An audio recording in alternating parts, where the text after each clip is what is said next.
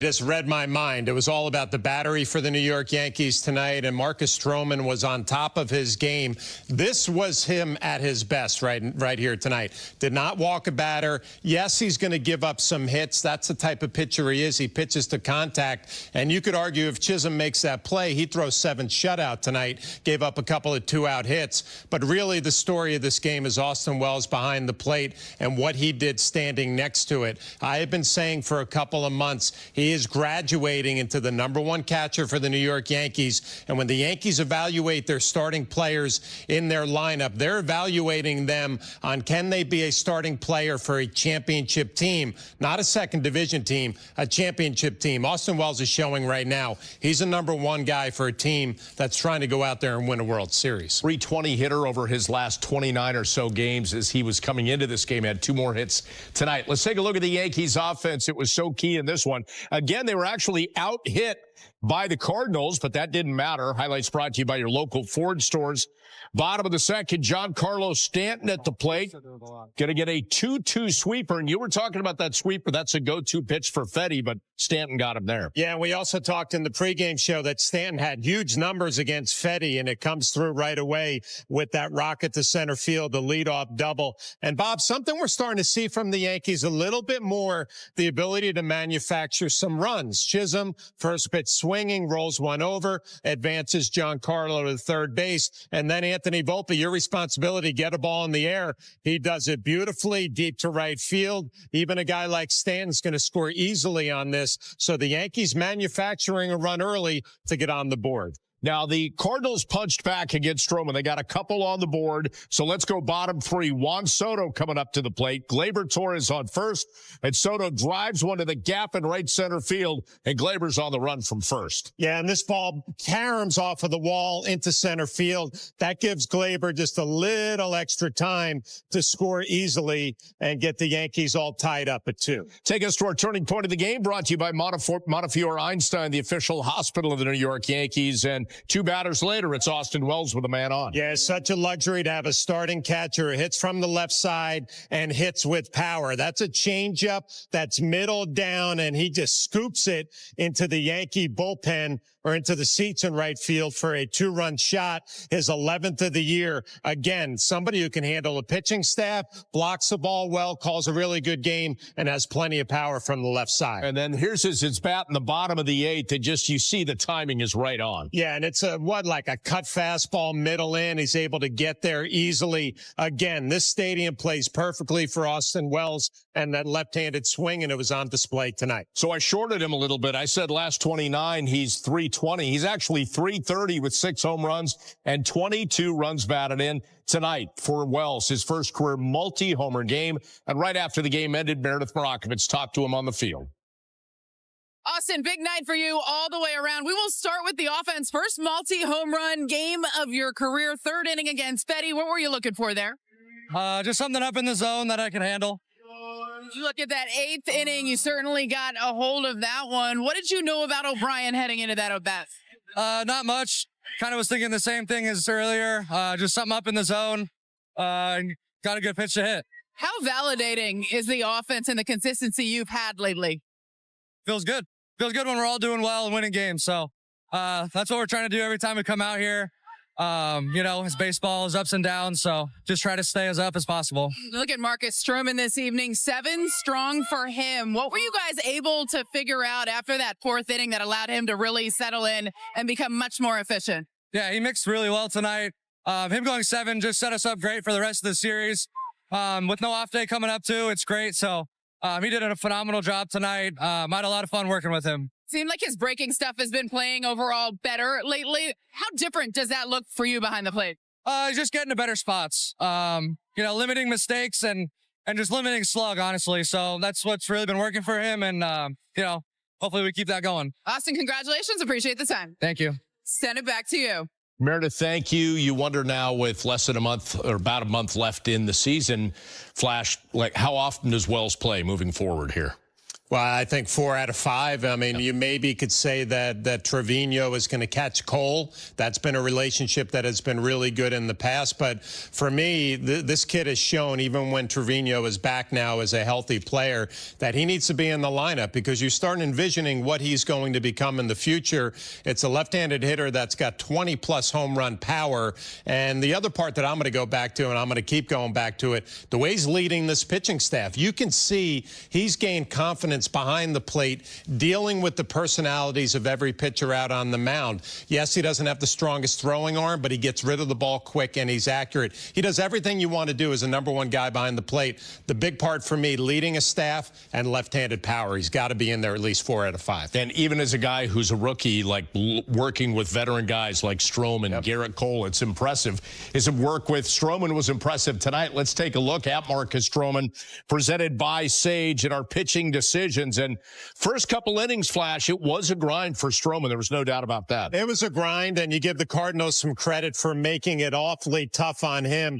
Gets a slurve right there to get a swing and a miss on Walker, and then next batter is going to be a fastball that's going to be elevated. A little deep fly ball to left center field, but Aaron Judge's going to be able to handle that easily. So he gets out of any damage in the second, but the third inning, 2-2 pitch right here to Brendan Donovan. Pops the cutter up, and Chisholm just can't hang on to it, and that extends the at-bat. Yeah, he makes a nice play getting to the wall. Looked like he was going to make the play, and then the contact with the wall and the net, the ball gets loose, and then right away, of course, you're going to know this is going to happen when the play's not made. A base hit right back up the middle. The Cardinals get on the board, a 2-out hit, and this is a hitter all night that Stroman had trouble with. He's had trouble with him, Goldschmidt, in his career, so no surprise that he had a good night against Stroman offensively. Arenado came around to score, 2-1 lead, top of the fourth, runner on first for Pages. Stroman gets him to ground, a short 6-4-3 double play, no damage done. 1 inning later, high cutter, and Burleson drives it out to right. Soto, great work to get the ball in. Yeah, first of all, covering a lot of ground to get to the ball, the hop off the wall, and then the accurate throw. And you give Anthony Volpe credit for hanging in there with the tag, his career-high 10th outfield assist. He's still out there in the 6th, and Stroman helping himself. 1-6-3 double play to get out of that 6th inning as he takes it to the 7th, and with 2 outs, goes to the splitter and gets Victor Scott to swing, and that would end it. So 9 hits, a lot, scattered over 7 innings, though. And over his last 4, he's 3-0, 2.35 ERA, 6 earned runs total over those 4 games. And he's refining it. And you mentioned this, Matt Blake talking to Meredith Marakovitz on the pregame, how it's about the bottom half of what he's doing with the mound in terms of like tightening some things up, right? Yeah, Matt Blake was talking to Meredith about Stroman. He was getting a little too rotational. Rotational means side to side, and you can see when I rotate side to side, I drop my arm a little bit. It's exactly what was happening to Marcus Stroman. Because of that, his slider, his cutter, his slurve, they were just spinning middle of the plate. And the biggest thing for him, that two-seamer was running back over the plate. We know that when you watch Stroman, when he's at his best, he's pitching off the plate and clipping the outside corner with his two-seamer. That's the pitch that's come back tonight. And again, I'm going to go back to it. He did not walk a single Cardinal hitter tonight, and that tells you in complete command of the strike zone. Yes, he gave up a lot of hits. He's going to do that, but he also relies on his defense to play well behind him, which they did tonight. Aaron, what stood out to you most about the night that Wells had?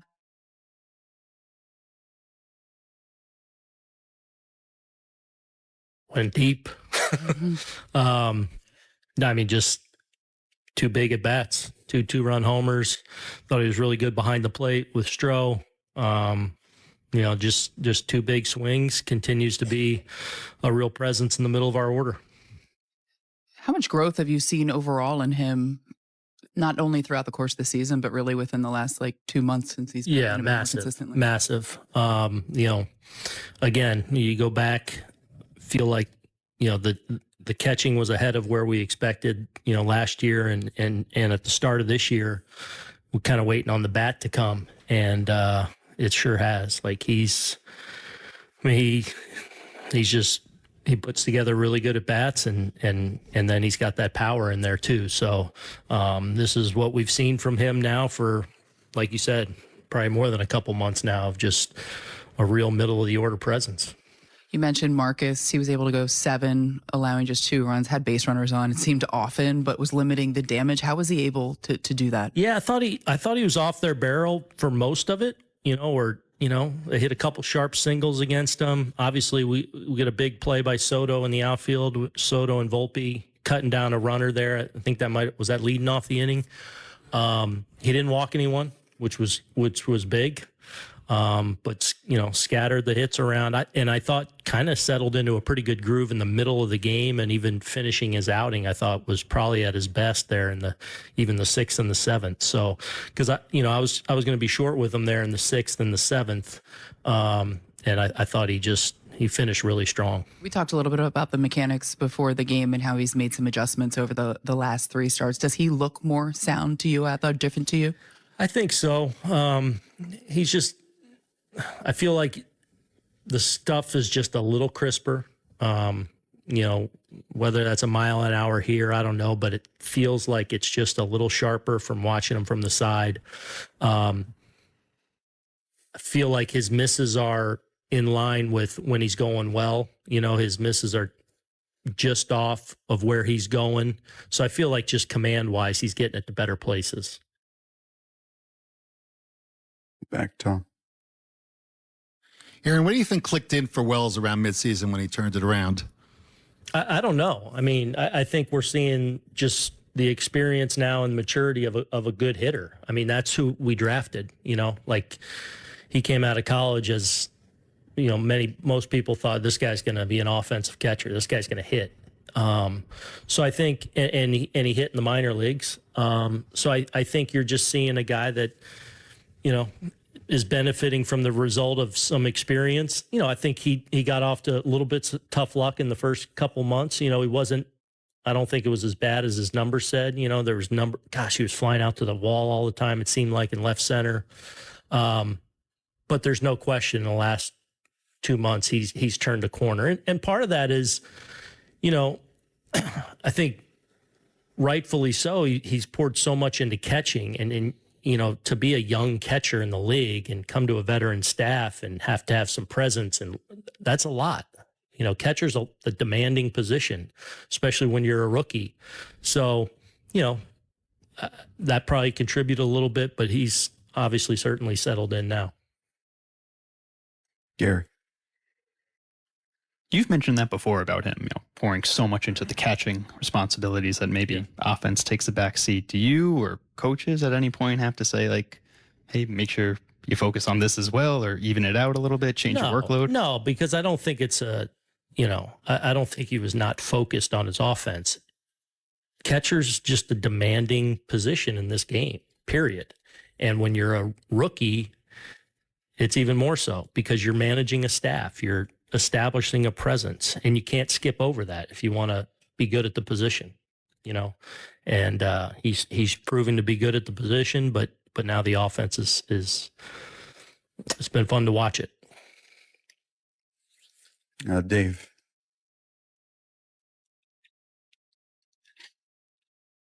On that second home run, did you see the little bat flip that he did there? I was wondering how much do you think his confidence has come along as he's performed better these past couple months? I did not see it because I was busy fist pumping myself. They got it to 4-3 there, and then that 2 outs there, and boom, it's like a little breathing room. So I was pretty jacked myself. So I didn't see his flip. I'll check it out later. But just, do you think with his attitude, do you think his confidence has really come along as his performance has come along? Or do you think maybe it's always been there? I don't know. Yeah. I think he's. Look, I mean, now that as you have success in the big leagues, some confidence is going to come with that. He's a pretty confident person. You guys know him a little bit, and I think he's always, even as he's struggled to get his footing offensively a little bit last year and early this year, I think he knows he can hit, and but now he's doing it. Dan. How much of an impact do you think Wells' development will have on teams pitching to Judge? He hasn't been walked intentionally quite as much lately. Do you think that is at all a correlation to how well Wells has done? part of it. But again, like going back, I feel like this question came up a little bit last week. Like, our team's it's team to team, and sometimes the situation doesn't really present itself. I mean, reality is, I think people know that Austin Wells is a good hitter hitting behind Judge from the left side. There's still going to be those teams in those situations that when that situation presents itself, they'll probably take the bat out of Aaron's hand some still, but we'll take our chances as we feel like we have better length to our lineup now, like with Wells there and then Big G protecting him and Jazz. Like it gets long. Anyone else? Thank you, Aaron. A lot of attention focused on Austin Wells for good reason, talking about how tough catching is. And you do have to give him credit. Comes in his rookie season. You don't want to step on any toes. You want to fit in. You want to handle things well. And he has. I mean, he's going to be in the American League Rookie of the Year conversation. I thought Aaron said it perfectly when he said he's trying to establish a presence behind the plate. Right? I mean, and that's not easy to do for any young catcher, any rookie catcher working with a veteran staff. Establish a presence behind the plate. That's exactly what you see when you go to watch him work a game and how he deals with his pitcher in between innings, during games when he has to go out there to give him a little bit of a break. He is now a presence that I think that entire pitching staff, they look to him and say, okay, we have a guy who's going to be prepared on game plan. He's going to know how to call a game, and he can wreck a game with one or two swings of the bat, which he did tonight. And Aaron was also asked, well, what turned around for him? Well, what turned around is he got a chance to play every day. He got a chance to go 0 for 3 or 0 for 4, knowing he was going to be in the lineup the next day because Trevino was on the IL. That changes everything for a young player when you know every at-bat in a game isn't, if I don't get a hit here, I'm not going to play tomorrow. I think, in my opinion, knowing he was going to be in the lineup every day for an extended period of time changed his year. Yeah.